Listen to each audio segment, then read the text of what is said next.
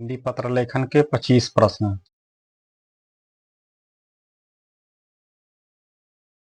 पत्र लेखन के कितने प्रकार होते हैं? 2, 3, 4 या 5? इसमें सही उत्तर है 2। पत्र लेखन के 2 प्रकार होते हैं, औपचारिक पत्र और अनौपचारिक पत्र। अगला प्रश्न, औपचारिक पत्र किसे लिखा जाता है? मित्र को, रिश्तेदार को, अधिकारी को, भाई को? इसमें सही उत्तर है अधिकारी को। औपचारिक पत्र सामान्यतः अधिकारियों, संस्थानों या व्यावसायिक उद्देश्यों के लिए लिखे जाते हैं। अगला प्रश्न, अनौपचारिक पत्र का उद्देश्य क्या होता है? शिकायत करना, सूचना देना, व्यक्तिगत बातें करना, प्रस्ताव भेजना? इसमें सही उत्तर है व्यक्तिगत बातें करना। अनौपचारिक पत्र मित्रों, परिजनों या करीबी लोगों के साथ व्यक्तिगत बातें करने के लिए लिखा जाता है। अगला प्रश्न, औपचारिक पत्र में विषय किस स्थान पर लिखा जाता है? पत्र के शुरू में, पत्र के अंत में, पत्र के बीच में या पत्र के बाईं ओर? इसमें सही उत्तर है पत्र के शुरू में।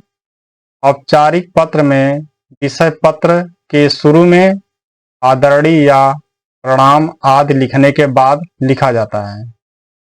अगला प्रश्न, अनौपचारिक पत्र में प्रिय शब्द का प्रयोग किसके लिए किया जाता है? अधिकारी के लिए, मित्र के लिए, शिक्षक के लिए, किसी के लिए नहीं? इसमें सही उत्तर है मित्र के लिए। अनौपचारिक पत्र में प्रिय शब्द का प्रयोग मित्र, परिजनों या करीबी लोगों के लिए किया जाता है। अगला प्रश्न, औपचारिक पत्र का मुख्य उद्देश्य क्या होता है? व्यक्तिगत बातें करना, व्यावसायिक संदेश भेजना, शायरी लिखना या उपहार भेजना? इसमें सही उत्तर है व्यावसायिक संदेश भेजना। औपचारिक पत्र का मुख्य उद्देश्य व्यावसायिक या प्रशासनिक संदेश भेजना होता है। अगला प्रश्न, अनौपचारिक पत्र में सैल्यूटेशन अर्थात अभिवादन किस प्रकार का होता है? सम्मानजनक, औपचारिक, अनौपचारिक और मित्रवत, व्यावसायिक? में सही उत्तर है अनौपचारिक और मित्रवत। अनौपचारिक पत्र में अभिवादन अनौपचारिक और मित्रवत होता है। अगला प्रश्न, पत्र के अंत में शुभकामनाएं देने का वाक्य किस प्रकार का होना चाहिए? आदेशात्मक, कूटनीतिक, मित्रवत और शुभकामनापूर्ण, अनुशासनात्मक? इसमें सही उत्तर है मित्रवत और शुभकामनापूर्ण। पत्र के अंत में शुभकामनाएं देने का वाक्य मित्रवत और शुभकामनापूर्ण होना चाहिए। अगला प्रश्न, औपचारिक पत्र में प्रेषक का नाम कहाँ लिखा जाता है? सबसे ऊपर, सबसे नीचे, बीच में या कहीं नहीं? इसमें सही उत्तर है सबसे नीचे। औपचारिक पत्र में प्रेषक का नाम सबसे नीचे लिखा जाता है और विशेषकर हस्ताक्षर के बाद। अगला प्रश्न, अनौपचारिक पत्र का स्वरूप किस प्रकार का होता है? सख्त और औपचारिक, सरल और अनौपचारिक, जटिल और कठिन, प्रशासनिक? में सही उत्तर है सरल और अनौपचारिक। अनौपचारिक पत्र का स्वरूप सरल और अनौपचारिक होता है। अगला प्रश्न, औपचारिक पत्र में श्रीमान शब्द का प्रयोग कब किया जाता है? दोस्तों के लिए, रिश्तेदारों के लिए, अधिकारियों के लिए या किसी के लिए नहीं? इसमें सही उत्तर है अधिकारियों के लिए। औपचारिक पत्र में श्रीमान शब्द का प्रयोग अधिकारियों के लिए किया जाता है। अगला प्रश्न, पत्र लिखने के लिए कौन सी भाषा अधिक उपयुक्त होती है? कठिन और साहित्यिक भाषा, सरल और स्पष्ट भाषा, काव्यात्मक भाषा, या तकनीकी भाषा? इसमें सही उत्तर है सरल और स्पष्ट भाषा। पत्र लिखने के लिए सरल और स्पष्ट भाषा का प्रयोग अधिक उपयुक्त होता है। अगला प्रश्न, औपचारिक पत्र में सादर शब्द का प्रयोग कब किया जाता है? पत्र के प्रारंभ में, पत्र के अंत में, पत्र के बीच में या किसी स्थान पर नहीं? इसमें सही उत्तर है पत्र के अंत में। औपचारिक पत्र में सादर शब्द का प्रयोग पत्र के अंत में और सम्मान और शिष्टाचार दिखाने के लिए किया जाता है। अगला प्रश्न, अनौपचारिक पत्र में संबोधन किस प्रकार का होता है? व्यक्तिगत और स्वाभाविक, व्यावसायिक और अनौपचारिक, जटिल और गूढ़, अनुशासनात्मक? इसमें सही उत्तर है व्यक्तिगत और स्वाभाविक। अनौपचारिक पत्र में संबोधन व्यक्तिगत और स्वाभाविक होता है। अगला प्रश्न, पत्र लेखन के लिए प्रकार की लिपि का प्रयोग अधिक उपयुक्त होता है? टाइप की गई लिपि, हस्तलिखित लिपि, कूट भाषा, चित्रलिपि? इसमें सही उत्तर है हस्तलिखित लिपि। पत्र लेखन के लिए हस्तलिखित लिपि का प्रयोग अधिक उपयुक्त होता है क्योंकि यह व्यक्तिगत स्पर्श प्रदान करती है। अगला क्वेश्चन, औपचारिक पत्र में दिनांक कहाँ लिखा जाता है? बाईं ओर सबसे ऊपर, दाईं ओर सबसे नीचे, बीच में या कहीं नहीं? में सही उत्तर है बाईं ओर सबसे ऊपर। औपचारिक पत्र में दिनांक बाईं ओर सबसे ऊपर लिखा जाता है। अगला प्रश्न, अनौपचारिक पत्र में लिखने का तरीका किस प्रकार का होता है? व्यावसायिक, काव्यात्मक, हृदयस्पर्शी और आत्मीय या तकनीकी?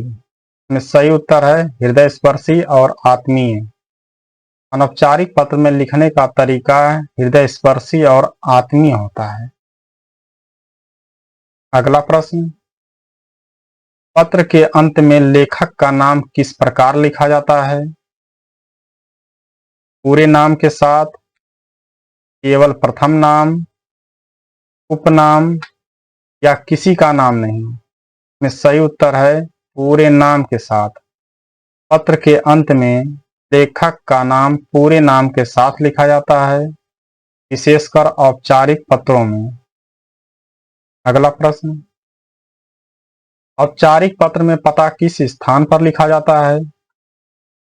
बाईं ओर सबसे ऊपर, दाईं ओर सबसे ऊपर, बीच में या सबसे नीचे? इसमें सही उत्तर है बाईं ओर सबसे ऊपर।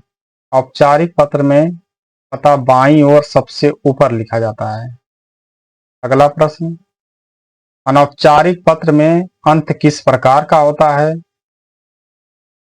औपचारिक और कठोर, मित्रवत और स्वाभाविक, व्यावसायिक और अनुशासनात्मक या तकनीकी? में सही उत्तर है मित्रवत और स्वाभाविक। अनौपचारिक पत्र में अंत मित्रवत और स्वाभाविक होता है।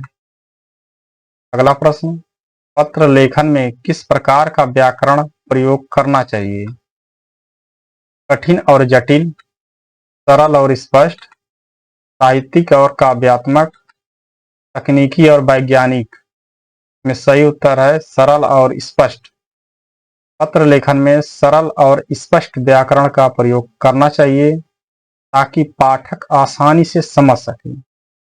अगला प्रश्न, औपचारिक पत्र में कौन सा अभिवादन उपयुक्त होता है? महोदय, प्रिय मित्र, श्रीमान या माननीय? में सही उत्तर है प्रिय मित्र।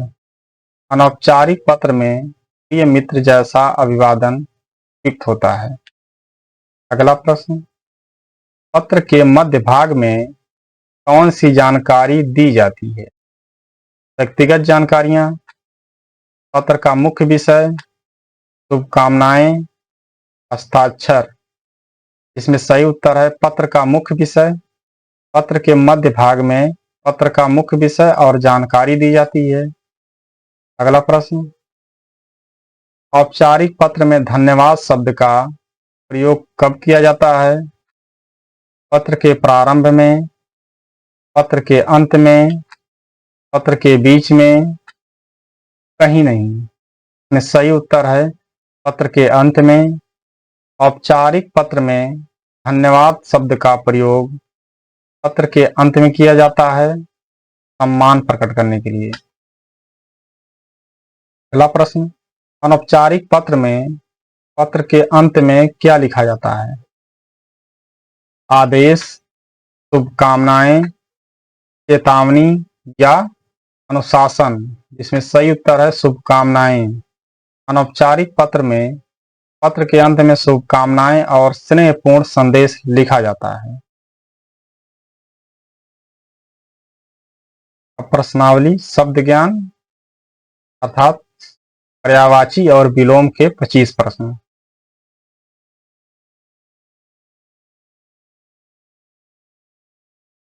साहित्य का पर्यायवाची शब्द क्या है? कविता, पुस्तक, काव्य, रचना। में सही उत्तर है रचना।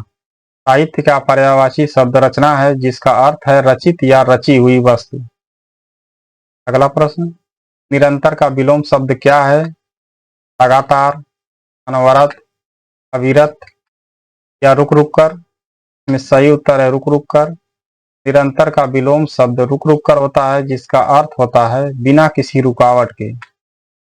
अगला प्रश्न, समृद्ध का पर्यायवाची शब्द क्या है? दरिद्र, धनवान, निर्धन या विपन्न। में सही उत्तर है धनवान। समृद्ध का पर्यायवाची शब्द धनवान है, का अर्थ है बहुत अधिक धनी होना। अगला प्रश्न, साहस का विलोम शब्द क्या है? कायरता, वीरता, धैर्य, शांति। में सही उत्तर है कायरता। साहस का विलोम शब्द कायरता होता है, का अर्थ होता है डरपोक होना। अगला प्रश्न, अपराध का पर्यायवाची शब्द क्या है?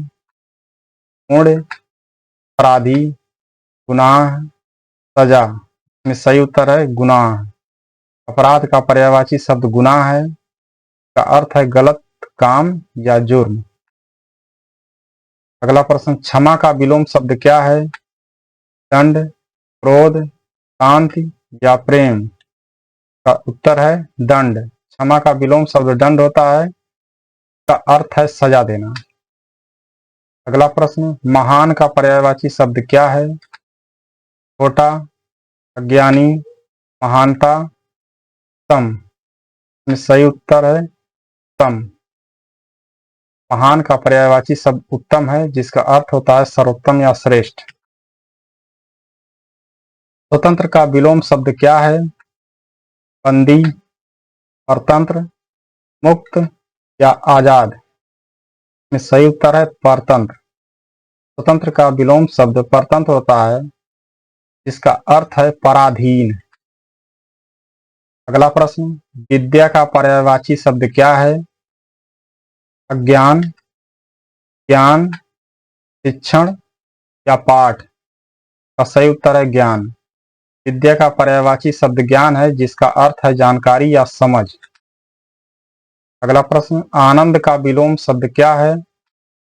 दुख, खुशी, सुख या उल्लास। का सही उत्तर है दुख। आनंद का विलोम शब्द दुख होता है, जिसका अर्थ होता है पीड़ा या कष्ट। अगला प्रश्न, भव्य का पर्यायवाची शब्द क्या है? साधारण, सुंदर, विशाल या अल्प। का सही उत्तर है विशाल। भव्य का पर्यायवाची शब्द विशाल है, जिसका अर्थ है बहुत बड़ा या अद्भुत। अगला प्रश्न, निष्ठा का विलोम शब्द क्या है? विश्वास, अडिगता, बेवफाई या प्रेम। का सही उत्तर है बेवफाई। निष्ठा का विलोम शब्द बेवफाई होता है, का अर्थ होता है विश्वासघात। अगला प्रश्न, शांत का पर्यायवाची शब्द क्या है? क्रोधित, दास, स्थिर या चंचल? का सही उत्तर है स्थिर। शांत का पर्यायवाची शब्द स्थिर है, का अर्थ है स्थिर या स्थिरचित्त। अगला प्रश्न, जल्दी का विलोम शब्द क्या है? शीघ्र, तुरंत, धीरे या अब? का सही उत्तर है धीरे। जल्दी का विलोम शब्द धीरे होता है, जिसका अर्थ होता है धीमी गति से। अगला प्रश्न, मानवता का पर्यायवाची शब्द क्या है? क्रूरता, दया, मनुष्यता या स्नेह? का सही उत्तर है मनुष्यता। मानवता का पर्यायवाची शब्द मनुष्यता है, का अर्थ है इंसानियत। अगला प्रश्न, सफलता का विलोम शब्द क्या है? असफलता, विजय, प्राप्ति या उत्कृष्टता? का सही उत्तर है असफलता। असफलता का विलोम शब्द असफलता होता है। सफलता का विलोम शब्द असफलता होता है, का अर्थ होता है किसी कार्य में सफल न होना। अगला प्रश्न, प्रेम का पर्यायवाची शब्द क्या है? नफरत, दया, घृणा या स्नेह? का सही उत्तर है स्नेह। प्रेम का पर्यायवाची शब्द स्नेह है, का अर्थ होता है प्यार या ममता। अगला प्रश्न, शक्ति का विलोम शब्द क्या है? ताकत, कमजोरी, बल या ऊर्जा? का सही उत्तर है कमजोरी। शक्ति का विलोम शब्द कमजोरी होता है, का अर्थ होता है बलहीनता। अगला प्रश्न, ज्ञान का पर्यायवाची शब्द क्या है? अज्ञानता, शिक्षा, विद्या या सूचना? का सही उत्तर है विद्या। ज्ञान का पर्यायवाची शब्द विद्या है, जिसका अर्थ होता है जानकारी या समझ। अगला प्रश्न, भरोसा का विलोम शब्द क्या है? विश्वास, अविश्वास, आस्था या निष्ठा? का सही उत्तर है अविश्वास। भरोसा का विलोम शब्द अविश्वास होता है, का अर्थ होता है विश्वास की कमी। अगला प्रश्न, ईमानदारी का पर्यायवाची शब्द क्या है? छल, बेईमानी, सत्यनिष्ठा या कपट? जिसका सही उत्तर है सत्यनिष्ठा। ईमानदारी का पर्यायवाची शब्द सत्यनिष्ठा है, जिसका अर्थ होता है सच्चाई और निष्ठा। अगला प्रश्न, भय का विलोम शब्द क्या है? साहस, डर, घबराहट या चिंता? का सही उत्तर है साहस। भय का विलोम शब्द साहस होता है, का अर्थ होता है निडरता। अगला प्रश्न, स्वास्थ्य का पर्यायवाची शब्द क्या है? रोग, बीमारी, तंदुरुस्ती या कमजोरी? का सही उत्तर है तंदुरुस्ती। स्वास्थ्य का पर्यायवाची शब्द तंदुरुस्ती है, का अर्थ होता है शारीरिक और मानसिक रूप से स्वस्थ होना। अगला प्रश्न, धनवान का विलोम शब्द क्या है? अमीर, निर्धन, संपन्न या महंगा? इसमें सही उत्तर है निर्धन। धनवान का विलोम शब्द निर्धन होता है, जिसका अर्थ होता है गरीब। अगला प्रश्न, सत्य का पर्यायवाची शब्द क्या है? असत्य, झूठ, सत्यता या सत्यापन? का सही उत्तर है सत्यता। सत्य का पर्यायवाची शब्द सत्यता है, जिसका अर्थ होता है सच्चाई।